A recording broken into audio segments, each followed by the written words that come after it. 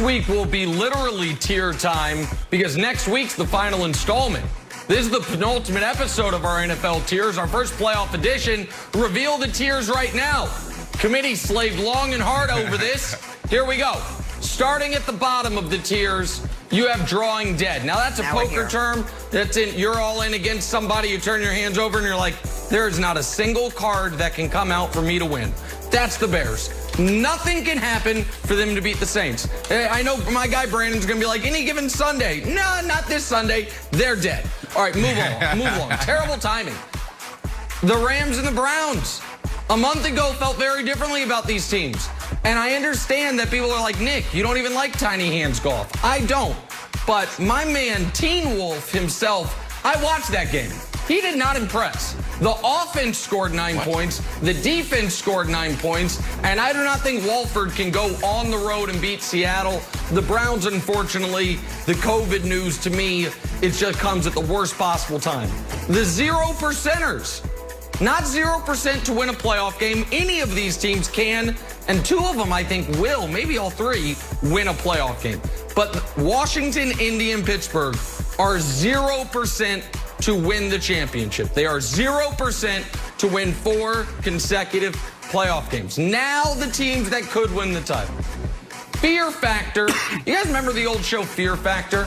It'd be like, hey, you're going to jump from one semi to the next. And it seemed amazingly dangerous. But then you're like, wait, it's on network television. No one's actually going to die. So it was like a fake fear. That's what the Titans, Bucks, and Bills are. They seem dangerous, but you know deep down they're not. The Titans, it's like, can that secondary get through 4 rounds? No. The Bucks, can that offensive line and Brady's aversion to getting hit hold up for 4 rounds all on the road? No, they can't. And even the most ardent members of Bills Mafia know in their heart of hearts he ain't winning 4 straight playoff games, he being Josh Allen. So now we get to the championship caliber tier. The Saints, they've been building to this moment. They are the 2 seed. They finally have underrated story, Michael Thomas back and maybe the healthiest he's been since Sean Payton tried to run up the score in week 1. They are dangerous. Seattle, take the offense from the first half of the year, take the defense from the second half of the year, combine it into one team, and you can win the Super Bowl. Baltimore Ravens, they are hot. They are healthier than they've been. Still not fully healthy, but healthier than they've been. And Lamar is playing the best football he's played since his MVP season, and they have a championship coach. The Packers, obviously the #1 contender. Aaron Rodgers playing the best football of his life, which is an amazing statement to make because the best football of his life previously was some of the best football we've ever seen. And oh, the old boring champs stay the champs. A lot of folks, by the way, the champs have a chance to go into the playoffs as the rare nobody believes in us champs with all these folks picking Buffalo. But the champs stay the champs. How much stay because they haven't played in a couple weeks as they're resting folks. Brandon, it is the first playoff edition of the tiers. The committee only had 14 teams to focus on. Therefore, we feel we were able to execute it with even better precision. I can't imagine there's any issue with this whatsoever. Look, Nick, I'm more impressed with how you retain all this information.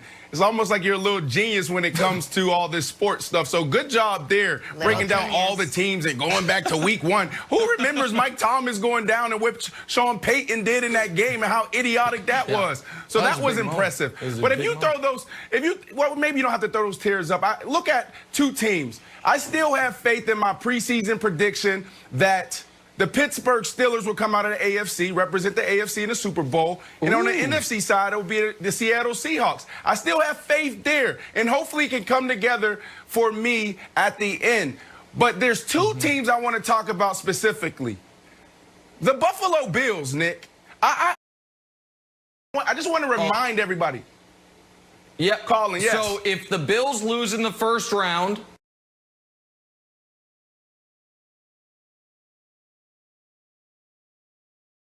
Colin gets sprayed in the face, Colin Cowherd, with ketchup and mustard. If they make it to the AFC Championship game or further, it happens to me. Oh. If they lose in round 2, it's no action. Okay. So that's how it works. And this is absolutely not happening to me. That's happening to you. That's happening to you. That's absolutely happening to you. And I'll buy a ticket to watch that live. The second team I want to talk about really quickly is the Tampa Bay Bucks. I'm not going to bore you guys with a lot of stats. You can get that on any show. Just Google it if you want to read more into it. But the reality is that guy right there, Tom Brady, has been balling since their Week 13 bye. Look at the numbers. Oh, my goodness. And Nick, he's also looking really smooth. It looks like this guy is 27 years old. I'm telling you, Nick, this dude is on a mission not only to win another Super Bowl, but to do it in high fashion. This team right here, you need to look out for. Here's the thing, Brandon.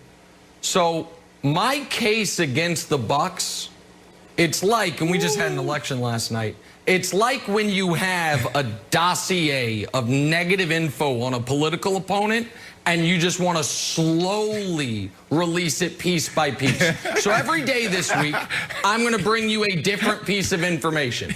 Today, I want to bring up something that I guarantee you have not yet thought about, but when I bring it to you, it's going to concern you.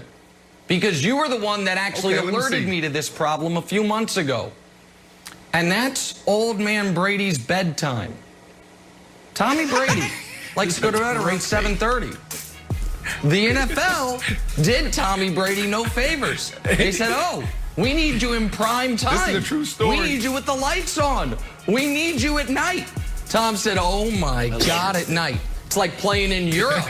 I'm gonna be jet lagged. I don't, my whole body clock. This year, Tom Brady during the day, amazing. Tom Brady at night, so sleepy he forgets what down it is, forgets to shake people's hands, forgets how to throw footballs. Brandon, they gave him a night game. They gave him a night game, Brandon. You're not that far from Tampa. You're going to drive up there and help him start readjusting the sleep schedule. What are you going to do? The night game is a problem. I got you.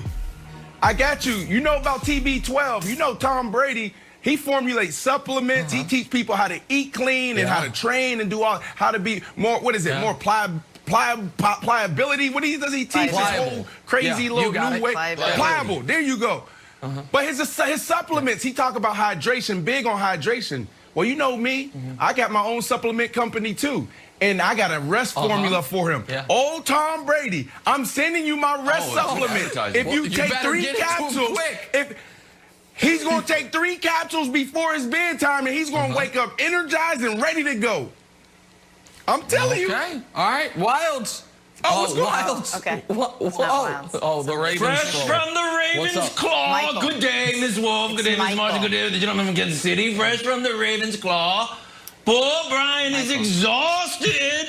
Brian, was your name Ryan? I forgot. I change it every week. He's drinking because he flew all the way from Los Angeles to deliver the latest petition. The latest petition is contained henceforth of why the Rams should move up multiple tiers for the following reasons contained in henceforth. Reason number 1.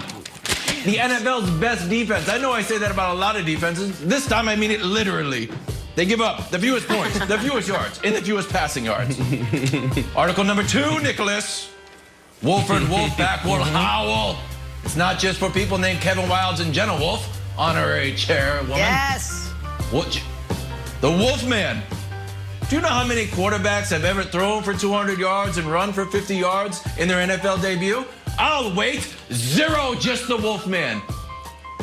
Number 2, trivia. Do you know how many NFL quarterbacks have an active LinkedIn? Just the Wolfman, in case it doesn't work out. He's always got a backup plan. Got a backup plan for his career. Also has a backup plan when the play breaks down against the Seahawks. Article number 3. Pressure, pressure, pressure. Aaron Donald led the league in pressures. And TJ Watt was number 2. But Nicholas, the gap between Aaron Donald and TJ Watt was the same as TJ Watt and the 17th player. That's how good Aaron Donald is, who I believe you refer to as one of a living legend.